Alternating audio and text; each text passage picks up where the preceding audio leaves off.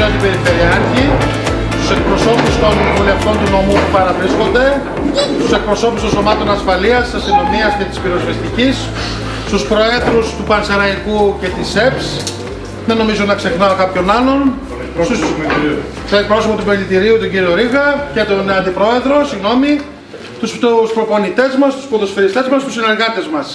Είμαστε εδώ σήμερα στην πρώτη εκδήλωση της χρονιάς του 2026 για να κόψουμε την ετήσια βασιλόπιτά μας και να ανταμώσουμε, να μπορέσουμε με αφορμή αυτή την εκδήλωση και με αφορμή το πρόσφατο νικηφόρο αποτέλεσμα να κάνουμε μια καινούργια αρχή για το 2026. Ότι ο Πασεραϊκός είναι οι Σέρρες και οι Σέρρες είναι ο Πασεραϊκός αντίστοιχα.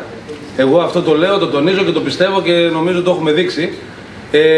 Πραγματικά ήταν μια χρονιά που πέρασε, η οποία τελείωσε η περσινή με ευχάριστα αποτελέσματα. Η ομάδα παρέμεινε στην κατηγορία για τρίτη χρονιά. Έγραψε μια ιστορία σε αυτό το κομμάτι, γιατί ο Πασεραϊκός δεν είχε συνεχόμενες παρουσίες στην ανώτερη κατηγορία. Η νέα χρονιά ξεκίνησε και δεν ξεκίνησε όπως τη θέλαμε. Αλλά το σημαντικό είναι ότι ξεκινάει το 2026 έτσι όπως πραγματικά το πιστεύουμε όλοι, το team, εσείς, να παλέψουμε μέχρι το τελευταίο δευτερόλεπτο, μέχρι το τελευταίο λεπτό και δευτερόλεπτο για να πετύχουμε το στόχο μας, ο οποίος πραγματικά νομίζω εγώ ότι είναι εφικτός, πραγματικά νομίζω ότι σας αξίζει. Η θέση αυτή η οποία είμαστε αυτή τη στιγμή δεν είναι αυτή που μας αρμόζει και δεν είναι αυτή που σας αξίζει με βάση την προσπάθειά σας και με βάση αυτά που έχετε περάσει το προηγούμενο διάστημα, το 2025 που τελείωσε. Το 2026 έρχεται και ανατέλει ευχάριστα, με μια νίκη, πραγματικά συνδυάζεται και με αυτή την εκδήλωση, άσχετα αν το είχαμε προγραμματισμένο να το κάνουμε για την ετήσια βασιλόπιτα.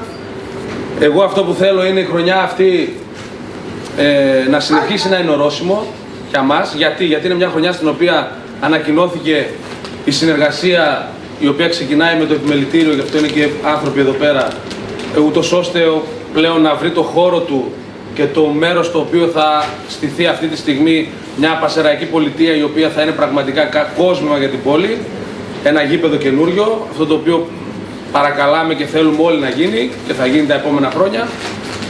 Οπότε ξεκινώντας από αυτή τη χρονιά ορόσημο, να παραμείνουμε και στην κατηγορία που νομίζω ότι όλοι το πιστεύουμε πλέον και να είστε σίγουροι ότι όλοι οι αντίπαλοι το σκέφτονται πλέον, ότι το πιστεύουμε και ότι το θέλουμε. Να είστε σίγουροι αυτό και αρχίζουν να φοβούνται όλοι για αυτό το πράγμα. Το καταλάβανε την εβδομάδα που μας πέρασε.